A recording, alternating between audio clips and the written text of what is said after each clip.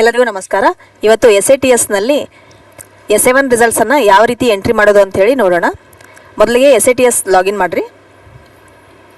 ಇಲ್ಲಿ OTPಯನ್ನು ಎಂಟ್ರಿ ಮಾಡಿರಿ.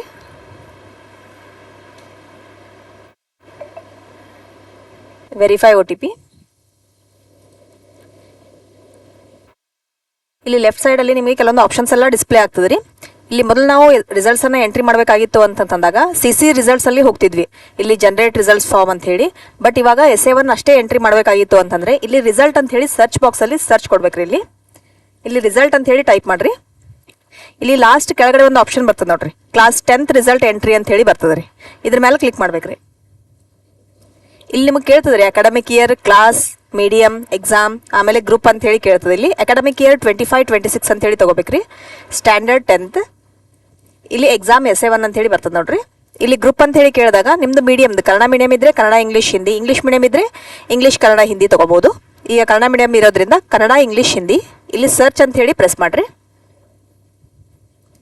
ಇಲ್ಲಿ ನಿಮಗೆ ಡಿಸ್ಪ್ಲೇ ಆಗ್ತದೆ ನೋಡ್ರಿ, ಅಕಾರ್ಡಿಂಗ್ ಟು SATS ನಂಬರ್, ಅವ್ರ ಹೆಸರು, ಆಮೇಲೆ ನೀವು ಎಷ್ಟು ಅಟೆಂಡೆನ್ಸನ್ನು ಅಲ್ಲಿ ಎಂಟ್ರಿ ಮಾಡಿರ್ತೀರಿ ಆ ಅಟೆಂಡೆನ್ಸಲ್ಲಿ ಪರ್ಸೆಂಟೇಜ್ ಮುಖಾಂತರ ಇಲ್ಲಿ ನಿಮಗೆ ಡಿಸ್ಪ್ಲೇ ಆಗ್ತದೆ ರೀ. ಇಲ್ಲಿ 6 ಸಬ್ಜೆಕ್ಟಲ್ಲಿ ಇದಾವೆ ರೀ. ನೀವು ಜಸ್ಟ್ ಇಲ್ಲಿ ಮಾರ್ಕ್ಸನ್ನು ಎಂಟ್ರಿ ಮಾಡ್ಕೊಂತ ಹೋದ್ರೆ ಸಾಕು, ಗ್ರೇಡ್ ಆಟೋಮೆಟಿಕಲಿ ಅಲ್ಲಿ ಜನರೇಟ್ ಆಗ್ತದೆ ರೀ. ಇಲ್ಲಿ 6 ಸಬ್ಜೆಕ್ಟ್ ಇದಾವೆ ರೀ, Kannada, English, Hindi, mathematics, social science, ಆಮೇಲೆ ಸೈನ್ಸ್. ಇದನ್ನು ಒಂದೊಂದಾಗಿ ಎಂಟ್ರಿ ಮಾಡ್ಕೊಂತ ಹೋಗ್ಬೇಕ್ರಿ. ಇಲ್ಲಿ ಕೊಟ್ಟಾರಿ ಎಷ್ಟು ಮಾರ್ಕ್ಸಿಗೆ ಅಂತ ಹೇಳಿ. ಕನ್ನಡ 100 ಮಾರ್ಕ್ಸಿಗೆ, English 80, Hindi 80, mathematics 80, social science 80, ಆಮೇಲೆ ಸೈನ್ಸ್ 80. ಇದಕ್ಕೆ ವಿತೌಟ್ ಇಂಟರ್ನಲ್ಸ್ ಆ್ಯಡ್ ಮಾಡಲಾರ್ದೇ ಮಾರ್ಕ್ಸನ್ನು ಇಲ್ಲಿ ಎಂಟ್ರಿ ಮಾಡ್ಬೇಕ್ರಿ.